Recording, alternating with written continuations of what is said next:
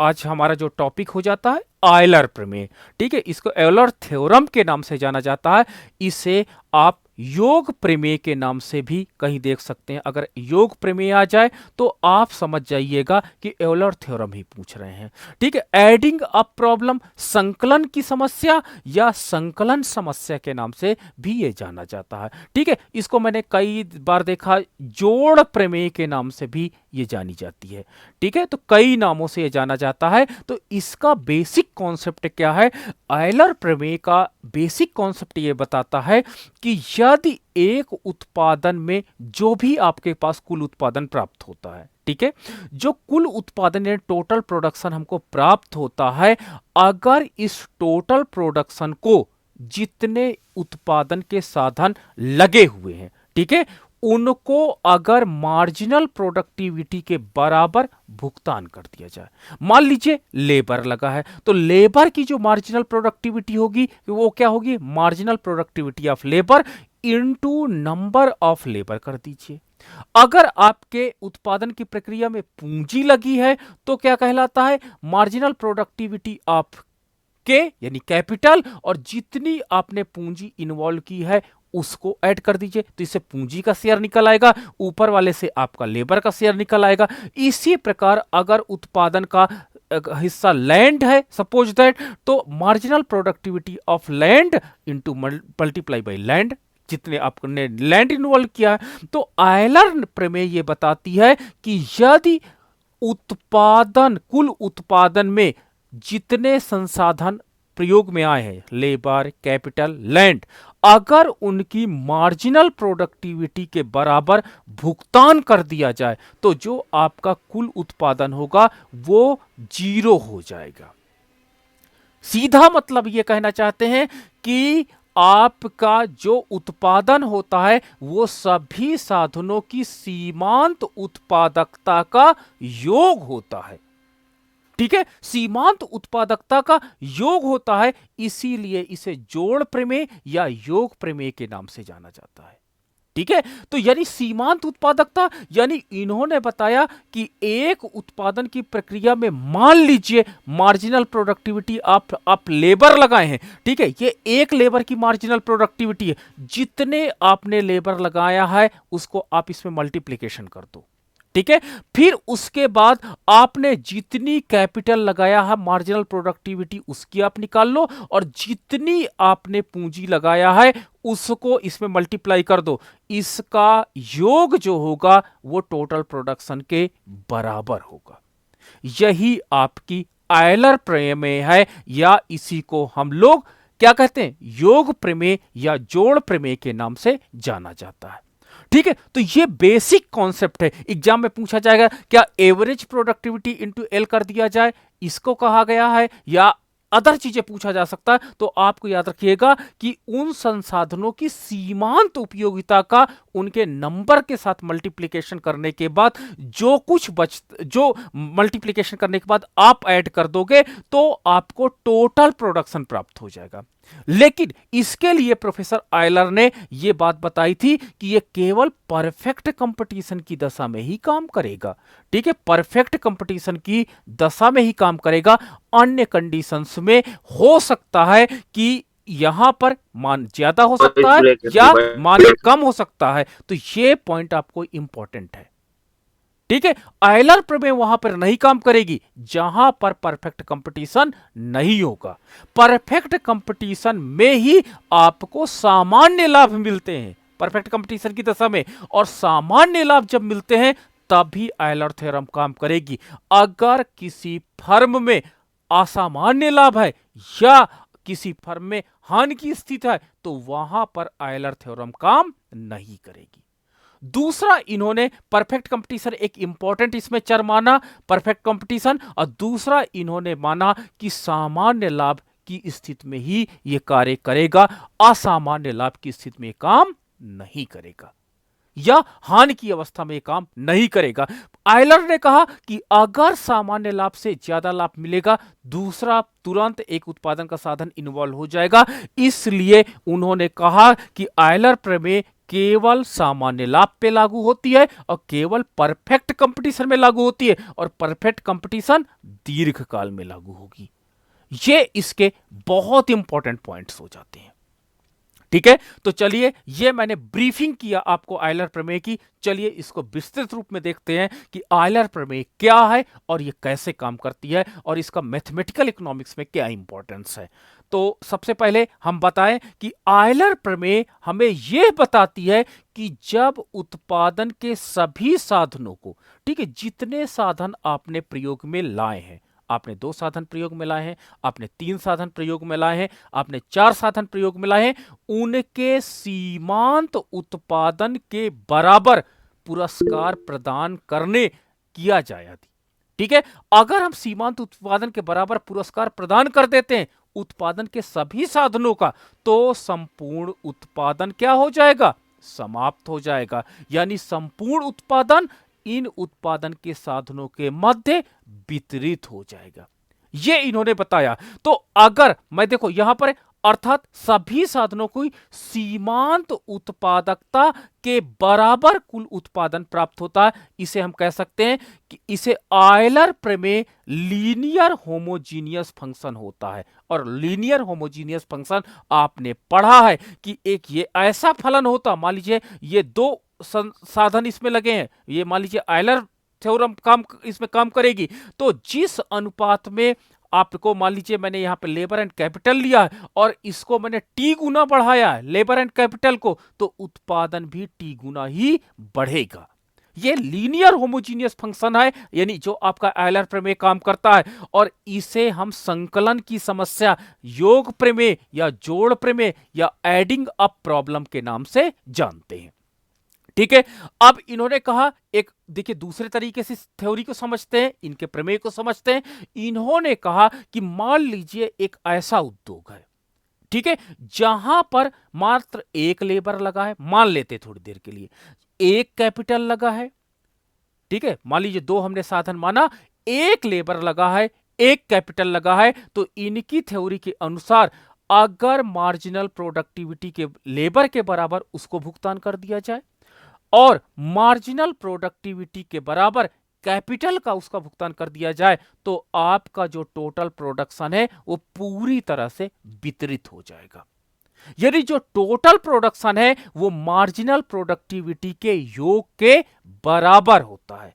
अब देखो एक एक लेबर की मैंने यहां पे एजम्पशंस लिया है, इसलिए एमपीएल प्लस एमपीके किया, क्योंकि 1 को अगर मैं मल्टीप्लाई करता हूं तो 1 ही मल्टीप्लाई करने के बाद वही रहेगा। लेकिन अगर यहीं पर मैं 2 लेबर एंड 3 कैपिटल ले लूं, ठीक है, तो देखो ये पहली चीज तो होमोजीनियस की मैं कंडीशन पूरी करता हूं, 2 लेबर एंड 2 कैपिटल ले लेता हूं, तो अब क्या हो जाएगा कि 2 लेबर एंड 2 कैपिटल लेने के बाद marginal productivity of labour into 2 करना पड़ेगा, plus marginal productivity of capital into 2 करना पड़ेगा, क्योंकि 2 लेबर है उनकी मार्जिनल प्रोडक्टिविटी को है। ठीक है, तो इसीलिए इन्होंने कहा कि टोटल प्रोडक्शन का वितरण पूरी तरह से हो जाता है। तो फार्मूला क्या बना आयलर प्रमेय का कि यदि मार्जिनल प्रोडक्टिविटी के बराबर लेबर को दिया जाए और उनके लेबर की संख्या को इसमें मल्टीप्लिकेशन कर दिया जाए, plus marginal productivity of capital निकाला जाए और जितने नंबर ऑफ द कैपिटल लगे हैं उसको इसमें मल्टीप्लाई करके आप इन दोनों का योग कर दीजिए जोड़ प्रमेय, तो आपका टोटल प्रोडक्शन के बराबर मान प्राप्त हो जाता है और यही आपकी आयलर थ्योरम कहलाती है। ठीक है, आपने कॉन्सेप्ट जो है वो क्लियर कर लिया कि कॉन्सेप्ट हमारा ये बताता है कि मार्जिनल प्रोडक्टिविटी के बराबर यदि उत्पादन के संसाधनों को जो उस उत्पादन की प्रक्रिया में लगे हैं भुगतान कर दिया जाए तो संपूर्ण उत्पादन समाप्त हो जाएगा, यानी कुछ भी नहीं बचेगा।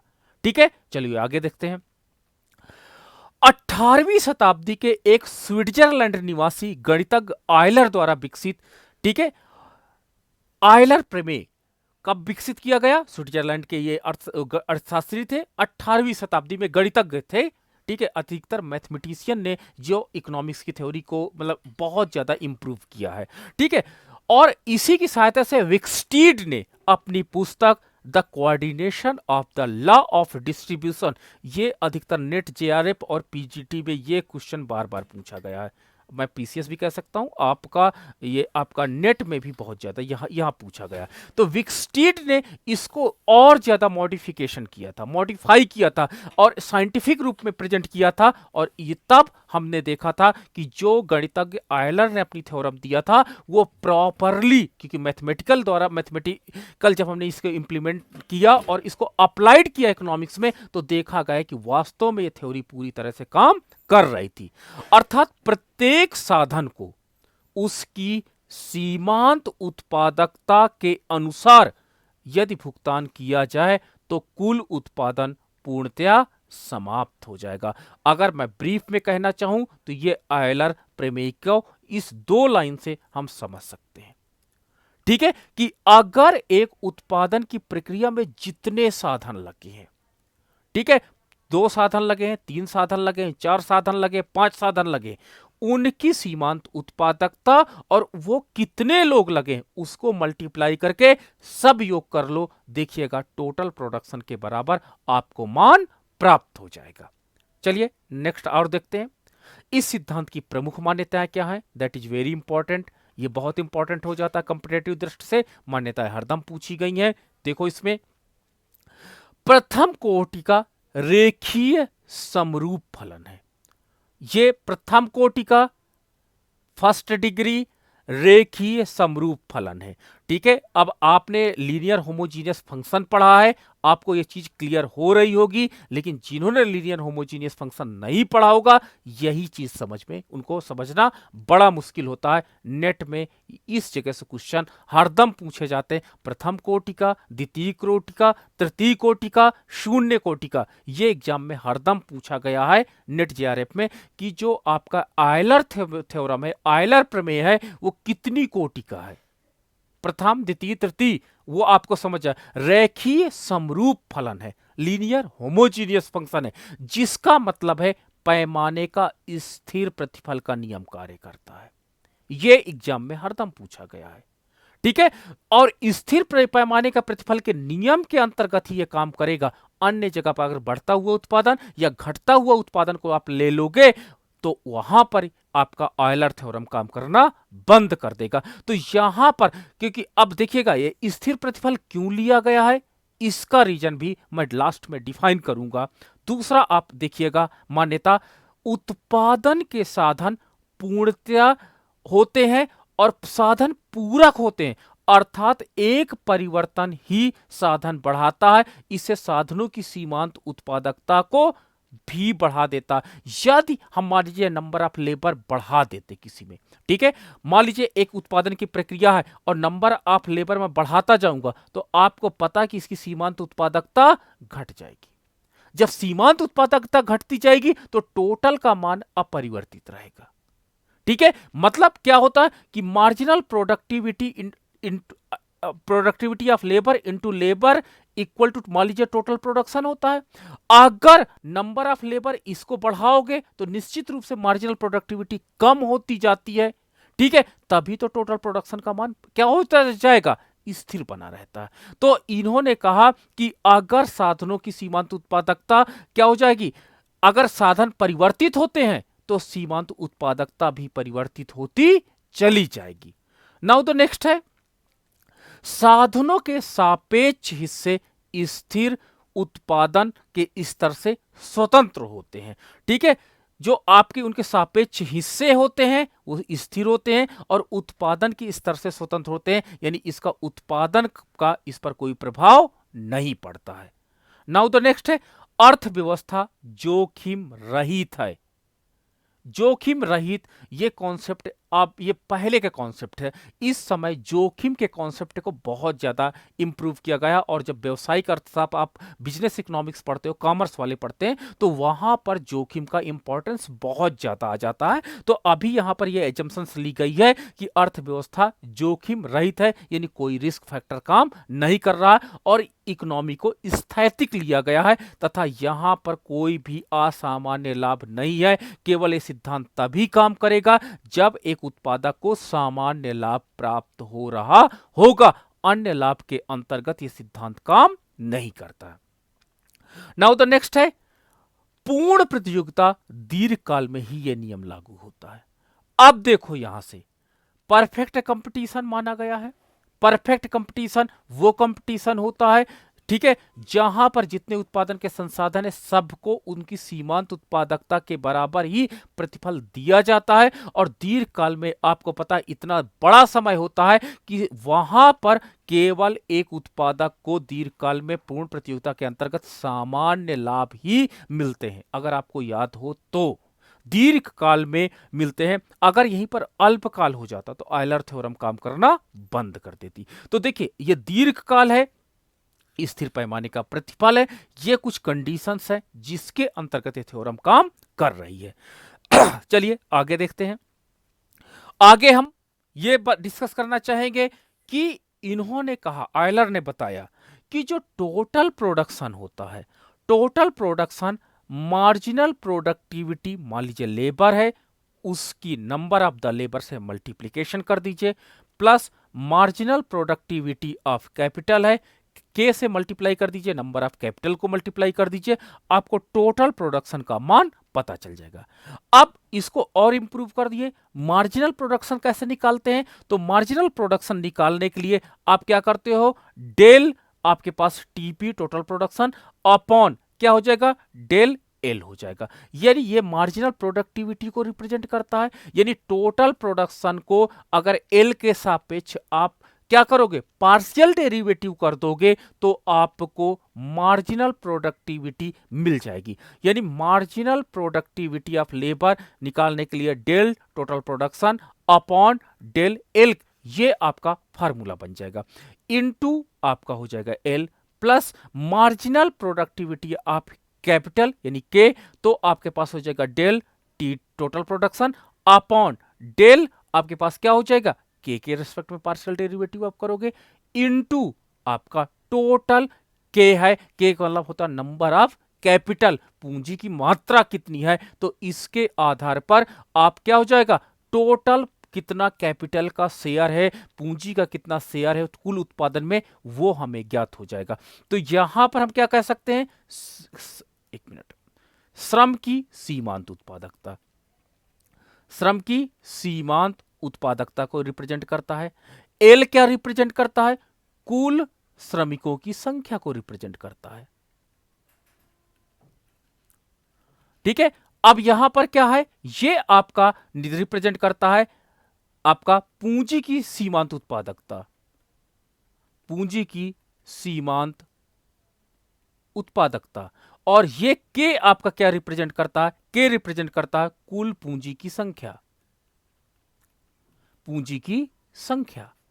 ठीक है, और अगर आपसे मैं पूछ लूं कि यहां पर अगर मैं इसका ये पूछ लूं कि ये क्या होता है, तो ये हो जाएगा कुल उत्पादन में श्रम का हिस्सा, कुल उत्पादन में श्रम का हिस्सा,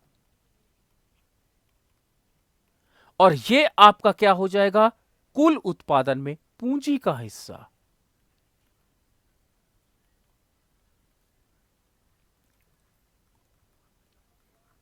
ठीक है, तो इस प्रकार इन्होंने कहा था कि जो श्रम का हिस्सा, मान लीजिए यहां पर उत्पादन के दो साधनों को माना लिया गया है, तो जब दो साधनों को लिया गया है तो कुल उत्पादन में दोनों का योग क्या हो जाएगा, दोनों के जो उत्पादन होगा उनके योग से कुल उत्पादन आपका प्राप्त हो जाएगा। और अगर दोनों साधनों की सीमांत उत्पादकता के बराबर यदि हम भुगतान कर देंगे तो कुल उत्पादन का पूरी तरह से वितरण हो जाएगा।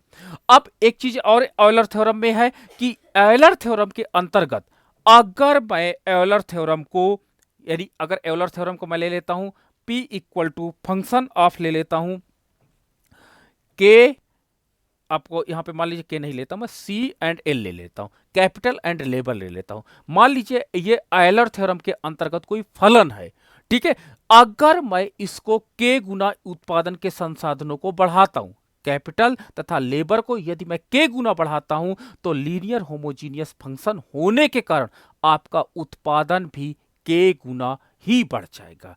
ठीक है, तो आपके पास ये हो जाएगा के सी कॉमा के एल, और जब के गुना हम इसको बढ़ाते हैं तो यहां पर लीनियर होमोजीनियस की एजम्पशंस काम करने के कारण उत्पादन भी आपका के गुना ही बढ़ जाएगा। तो ये आपके पास एवलर थ्योरम की एक कंडीशन प्रूफ होती है कि एवलर थ्योरम का उत्पादन फलन जो होता है, यदि उसको हम जितने गुना उत्पादन के साधनों को बढ़ाएंगे उतने गुना ही आपका उत्पादन भी बढ़ जाएगा। इसीलिए यहां पर स्थिर नियम काम करता है और असामान्य लाभ यहां पर एक उत्पादक को नहीं प्राप्त होता है।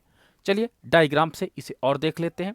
डायग्राम में मैंने आधार अक्ष पर यहां पर क्या लिया है, आधार अक्ष पर हमने लेबर को लिया है, ठीक है, लेबर को, और आधार और आपके पास यहां पर हमने लिया है टोटल प्रोडक्ट को लिया है, टोटल प्रोडक्ट को लिया है। अब मान लीजिए कि ये आपका कुल उत्पादन फलन है, कुल उत्पादन फलन टोटल प्रोडक्शन फंक्शन है जो हमने प्लॉट कर लिया है। तो टोटल प्रोडक्शन फंक्शन है। अब हम लोग क्या करते हैं कि अगर इस पर एक स्पर्श रेखा खींची जाए तो याद रखिएगा जो आपके पास स्पर्श रेखा होती है वो क्या होती है, स्पर्श रेखा मैंने ये टच किया, ये आपका टोटल प्रोडक्शन को टच कर रही है स्पर्श रेखा, किस पॉइंट पर, एट जी पॉइंट पर टच कर रही है, और स्पर्श रेखा का नाम है एटी स्पर्श रेखा है। तो ये स्पर्श रेखा क्या बताती है, ये मार्जिनल प्रोडक्टिविटी को बताती है, ठीक है। तो मार्जिनल प्रोडक्टिविटी को बताती है, और यहां पर जहां पे क्या होता है टोटल प्रोडक्शन को स्पर्श रेखा टच कर रही है, अगर मैं उससे एक लंब डाल दूं तो लंब डालने पर मुझे क्या होता है, उत्पादन कितना मिल जाता है, ओ एल, यानी ओ एल लेबर लगाने के परिणाम स्वरूप आपका कितना हो जाएगा, एल जी के बराबर उत्पादन प्राप्त हो जाता है, एल जी उत्पादन प्राप्त होता है। अब मैं क्या करता हूं कि जहां पर स्पर्श रेखा टोटल प्रोडक्शन एक्सेस को यानी वाई एक्सेस को टच कर रही है, अगर इसके पैरेलल मैं एक रेखा एक्स अक्ष के पैरेलल एक खींच देता हूं तो इस प्रकार आप देख सकते हो कि नंबर ऑफ लेबर कितना है, O L, number of labour O L है, तथा इसका जो उत्पादन में शेयर है वो कितना है, एल के बराबर है। तो ये जो आपका शेडेड पार्ट पूरा आपका आ जाएगा, ये किसका शेयर हो जाएगा, ये कुल उत्पादन में आपके क्या कहते हैं लेबर का हिस्सा हो जाएगा, श्रम का हिस्सा हो जाएगा। यानी श्रम की जो उत्पादकता है नंबर ऑफ लेबर से उसको अगर मल्टीप्लिकेशन कर देते तो मुझे श्रम का हिस्सा प्राप्त हो जाता। अब इसके ऊपर का हिस्सा जो बचा हिस्सा वो दूसरा संसाधन आपका क्या है, पूंजी है, और पूंजी का हिस्सा ऊपर का ये आपका, अगर इसको मैं डॉट डॉट डॉट करके ऐड कर देता हूं तो ऊपर का हिस्सा जो आपको मिल जाएगा वो आपके पूंजी का हिस्सा प्राप्त हो जाता है, ठीक है। तो एवलर थ्योरम के अंतर्गत कुल उत्पादन कितना हुआ, कुल उत्पादन आपका हुआ ओ एल लेबर हमने लगाया और एंड पूंजी लगाया, ओ एल लेबर लगाने के परिणाम स्वरूप आपको क्या हुआ, एल जी जो टोटल प्रोडक्शन हुआ, तो एल जी अगर आपने मल्टीप्लीकेशन कर दिया तो टोटल प्रोडक्शन अगर मैं इसको ऐड कर दूं तो आपका इसको ए1 नाम दे दूं तो ओ ए1 जी एल आपका कुल उत्पादन प्राप्त हुआ। और इस कुल उत्पादन में जो श्रम का हिस्सा है ये आपके श्रम का हिस्सा मिल जाता है, और इसके ऊपर का जो हिस्सा है ये पूंजी का हिस्सा है। इस प्रकार आप देख सकते हो कि संपूर्ण जो आपका उत्पादन होता है, कुल उत्पादन जितना होता है वो दो पार्ट में डिवाइड हो जाता है। लेबर को उसकी सीमांत उत्पादकता के बराबर यदि हम भुगतान कर देते हैं तो श्रमिक के का मजदूरी के रूप में यह पार्ट निकल जाता है, और पूंजी को उसको पूंजीपति को उसको ब्याज के बराबर इतना हिस्सा मिल जाता है। तो इस प्रकार हम कह सकते हैं कि जितना उत्पादन प्राप्त हुआ वो एलर थ्योरम लगने के कारण वो उत्पादन के संसाधनों के मध्य वितरित हो जाता है, और इसीलिए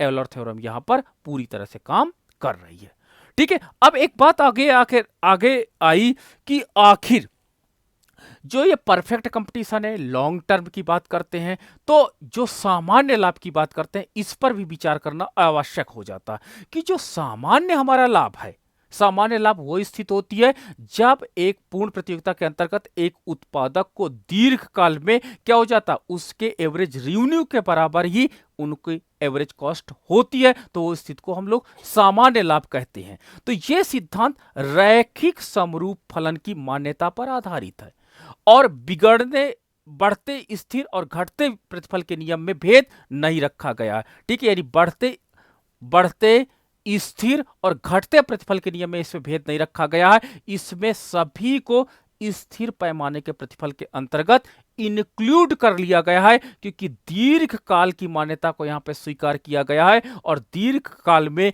जो बढ़ते पैमाने का प्रतिफल होता है और घटते पैमाने का प्रतिफल होता है, ये सब कन्वर्ट हो जाते हैं किस पे? स्थिर पैमाने के प्रतिफल में। तो इस पे यहां पर क्या हुआ है? स्थिर पैमाने के प्रतिफल को माना गया है और उनका मत था कि पूर्ण प्रतियोगिता और पैमाने के प्रतिफल के अंतर्गत उत्पादन समाप्ति में व्यापक तौर पर यह सही ठहरता है। और टेस्ट में यह पाया गया कि जहां पर दीर्घकाल की बात आती है और उनके सीमांत उत्पादकता के बराबर यदि भुगतान किया जाता है, तो वहां पर संपूर्ण उत्पादन आपका उत्पादन के साधनों के मध्य वितरित हो जाएगा। चलिए रेखा चित्र से और स्पष्ट करते हैं। दो रेखा चित्र मैंने लिया है। सबसे पहले तो मैं ये देखूंगा कि दीर्घकाल में कैसे संतुलन बिंदु में सामान्य लाभ प्राप्त होता है, और दूसरा जब फैक्टर्स को प्रोवाइड किया जाता है यानी वितरण किया जाता है, तो सामान्य लाभ के अंतर्गत उनको कैसे प्राप्त होता है। तो सबसे पहले मैं ए डायग्राम, इसमें हम देखूंगा, मैं देखना ये चाह रहा हूं कि कैसे सामान्य लाभ के अंतर्गत एक उत्पादक संतुलन में उत्पादन करता है। और यहां पर बी डायग्राम में मैं वितरण की बात करता हूं कि सामान्य लाभ के अंतर्गत वितरण कैसे होता है। तो ये आपके पास एक रेखा है, ठीक है, जिसको आप लोग A R equal to M R बोलते हो। परफेक्ट कंपटीशन के अंतर्गत आपने पढ़ा होगा कि जो मूल्य होता है, ठीक है, जो ए आर रेखा होती, जो एम आर रेखा होती, जो प्राइस होता है, इवन जो डिमांड होता है, यानी ये चारों चीजें एक ही होती हैं, ठीक है। That is parallel to the axes, आधार अक्ष के वो समांतर होती है। तो आपने परफेक्ट कंपटीशन माइक्रो इकोनॉमिक्स में देखा होगा। तो क्योंकि परफेक्ट कंपटीशन कहां पे लागू होती है? दीर्घकाल में, और आइडियल कंडीशन में लागू होती है। तो यहां पर उस सिद्धांत को हम लोगों ने एक्सेप्ट किया, और इस सिद्धांत को एक्सेप्ट करने के बाद जब हमने दीर्घकाल की बात किया, तो दीर्घकाल में जो एवरेज कॉस्ट होता, लॉन्ग रन एवरेज कॉस्ट, वो एवरेज रेवेन्यू रेखा को टेंजेंट करता हुआ, स्पर्श करते हुए जाता है, ठीक है, स्पर्श करते हुए जाता है। तभी ये सामान्य लाभ की स्थिति को दर्शाता है, क्योंकि यहां पे सामान्य लाभ माना गया है। तो A R equal to L A C की मान्यता को लेकर के हम लोग काम कर रहे हैं। अब हम जानते हैं कि लॉन्ग रन एवरेज कॉस्ट के लोअर पॉइंट से, न्यूनतम बिंदु से जो आपके पास long run marginal cost cut करके जाता है, तो ये आपका लॉन्ग रन मार्जिनल कॉस्ट है, ये कट करके जाता है, और आपका इक्विलिब्रियम पॉइंट आपका कौन सा हो जाता है? इवन इक्विलिब्रियम पॉइंट हो जाता है। और अगर मैं इसको लंब डालता हूं, तो लंब डालने के बाद ओ क्यू उत्पादन हमें प्राप्त होता है। तो इतना उत्पादन होगा, ठीक है। यहां पर देख सकते हैं कि जो मूल्य है, प्राइस है, एंड जो कॉस्ट है, दोनों बराबर है। अतः यहां पर हम कह सकते हैं कि एक फर्म को केवल सामान्य लाभ प्राप्त हो रहा है। अब उस सामान्य लाभ का जो वितरण होता है, वो वितरण वाले चैप्टर में आपने देखा होगा कि जो आपके पास पूर्ण प्रतियोगिता के अंतर्गत जो वितरण होता है उत्पादन के संसाधनों को, उनका रिवार्ड यानी प्रतिफल दिया जाता, तो उनकी सीमांत उत्पादकता के बराबर प्रोवाइड किया जाता है। तो यहां पर आप देख सकते हो कि ये एवरेज फैक्टर कॉस्ट है आपका, equal to marginal factor cost है। ये दोनों आपके पास क्या हो जाते हैं? बराबर हैं, क्योंकि परफेक्ट कंपटीशन की यहां पे एजम्पशंस को लिया गया है। अब देखो यहां पर आप देख सकते हो कि एवरेज रेवेन्यू प्रोडक्टिविटी एआरपी आपके पास है, ये उल्टा कर्व के रूप में आपके होती है। माइक्रो इकोनॉमिक्स में आपने वितरण में पढ़ा होगा, ठीक है। तो ये एवरेज रेवेन्यू प्रोडक्टिविटी है, ठीक है, और ये यहां पर टच कर रही है, यानी इसका मतलब होता है कि उसको जो एवरेज आपका पॉइंट है, यानी उसकी औसत उत्पादकता के बराबर आपका यहां पर भुगतान हो रहा है। और आप देख सकते हो कि इसकी मार्जिनल प्रोडक्टिविटी एमआरपी आप देख सकते हो यहीं पर इक्विलिब्रियम है। तो एमआरपी इक्वल टू एमएफसी के बराबर है। तो अतः इक्विलिब्रियम पॉइंट आपका कौन सा हो जाएगा? E2 हो जाएगा, यानी उस संसाधन को उसकी मार्जिनल प्रोडक्टिविटी के बराबर भुगतान कर दिया जाता है, यानी जिसकी जितनी सीमांत उत्पादकता होगी उसने बराबर उसका भुगतान कर दिया जाता है। भुगतान करने के बाद हम देख सकते हैं कि इस प्रकार जो फैक्टर्स हैं, एम फैक्टर्स हैं, उनको सीमांत उत्पादकता के सिद्धांत के अनुसार ही भुगतान किया जाता है। तो इस प्रकार एवलर थ्योरम हमारे पास क्या काम करती है कि एवलर थ्योरम कहती है कि जो आपके पास प्रोडक्शन होता है उस प्रोडक्शन को हम लोगों ने क्या किया, मार्जिनल प्रोडक्टिविटी ऑफ लेबर के साथ हमने डिस्ट्रीब्यूट कर दिया, plus marginal productivity of capital के साथ डिस्ट्रीब्यूट कर दिया। इस प्रकार हमारा संपूर्ण उत्पादन क्या हो जाएगा, बढ़ जाएगा। लेकिन यदि उत्पादक किसी साधन को उसकी सीमांत उत्पादकता से कम देता है, ठीक है, बहुत इंपॉर्टेंट पॉइंट है, नोट करिएगा, यदि कोई उत्पादक किसी साधन को उसकी सीमांत उत्पादकता से कम प्रोवाइड करता है तो उस स्थिति में एक उत्पादक को असामान्य लाभ प्राप्त होगा। ठीक है, यानी वहां पर कंडीशन क्या हो जाएगी कि वहां पर जो आपके पास कंडीशन हो जाएगी, P इज ग्रेटर देन, आपके पास हो जाएगा marginal productivity of labour into L plus marginal productivity of capital into C, यानी उस फर्म को असामान्य लाभ मिलेगा। और इस असामान्य लाभ को क्या होता, खाने के चक्कर में एजेंट पैदा हो जाएंगे। अब एजेंट क्या हो जाएगा, जब पैदा हो जाएगा एजेंट, तो एजेंट को भी भुगतान करना पड़ेगा। तो जितना असामान्य लाभ हुआ है वो भी एजेंट के खाते में चला जाएगा। तो इस प्रकार आप देख सकते हो कि अगर असामान्य लाभ किसी कारण से पैदा हो भी जाता है तो उस पर जीवित रहने वाला एक वर्ग है, वो जरूर उसको खाने के लिए आ जाएगा और इस प्रकार जो असामान्य लाभ है वो समाप्त हो जाएगा।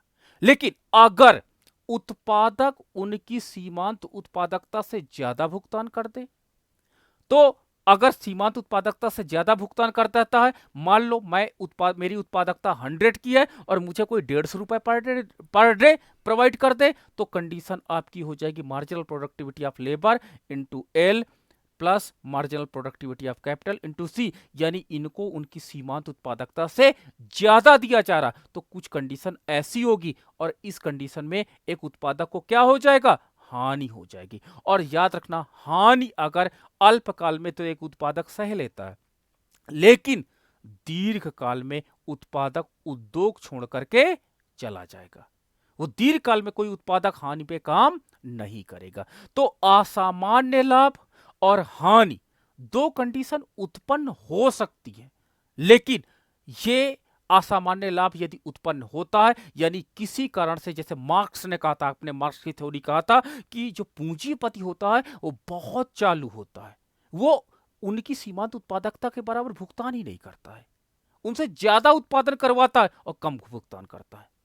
तो इस कंडीशन में अगर ऐसा कहीं कंडीशन है तो उस कंडीशन में असामान्य लाभ होगा और इस असामान्य लाभ को खाने वाले एजेंट पैदा हो जाएंगे और एजेंट क्या करेंगे, उस असामान्य लाभ को कंज्यूम कर लेंगे। तो ये भी उत्पादन का एक संसाधन हुआ और ये देखिए जो एक्सेस आपका उत्पादन हुआ यहां पर पूर्णतया वितरित हो गया। तो इस प्रकार जो एवलर थ्योरम काम करती है वो क्या करती है, केवल सामान्य लाभ के अंतर्गत ही काम करती है, अन्य स्थितियों में ये काम नहीं करती है। ठीक है, दो स्थितियां मैंने आपके साथ विचाराधीन बताई कि इस स्थिति के अंतर्गत हो सकता है ऐसा हो जाए, लेकिन इस स्थिति में आपकी एवलर थ्योरम काम नहीं करेगी, तब आपका जो फलन होगा वो लॉन्ग रन में लीनियर होमोजीनियस फंक्शन नहीं रहेगा। तो इस तरह आपका जो एवलर थ्योरम है, इस एवलर थ्योरम में हमें यह पता चल जाता है कि जो उद्योग होता है, जो आपके पास नई फर्में होती हैं, ठीक है, नई फर्में क्या करती हैं, दीर्घकाल में तभी टिकी रहेंगी जब उनको असामान्य लाभ मिलता रहेगा। असामान्य लाभ और हानि ये दोनों ऐसी दशाएं हैं जो केवल अल्पकाल में संभव है, दीर्घकाल में संभव बिल्कुल नहीं है। दीर्घकाल में स्थिर पैमाने का प्रतिफल नियम काम करता है, जो आपके बढ़ते हुए पैमाने का प्रतिफल नियम है या घटते हुए पैमाने का प्रतिफल नियम, दो नियम आपने देखा होगा, ये भी अत्यंत दीर्घकाल समय में क्या हो जाता, अत्यंत दीर्घकाल समय में ये समाप्त हो जाता है। ठीक है, तो स्थिर पैमाने के नियम को हम लोगों ने यहां पर एक्सेप्ट किया है, दीर्घकाल के मान्यता को स्वीकार किया है, परफेक्ट कंपटीशन की मान्यता को स्वीकार किया है और सामान्य लाभ की को स्वीकार किया कि फर्म को केवल सामान्य लाभ मिलता है और सामान्य लाभ के अतिरिक्त कुछ नहीं प्राप्त होता और उत्पादक बहुत ईमानदार है, उसकी सीमांत उत्पादकता के बराबर उसके संसाधनों को भुगतान कर देता है, इस प्रकार से क्या हो जाता, संपूर्ण उत्पादन उत्पादन के साधनों के मध्य वितरित हो जाता है, और यही हमारा एवलर थ्योरम है या योग प्रमेय के नाम से जाना जाता है। तो ये मेरा सिद्धांत था, मैंने आपके साथ डिस्कस किया थ्योरेटिकली पूरा योग प्रमेय। अब आपके कोई प्रश्न हो तो जरूर पूछिएगा हमारे साथ। सर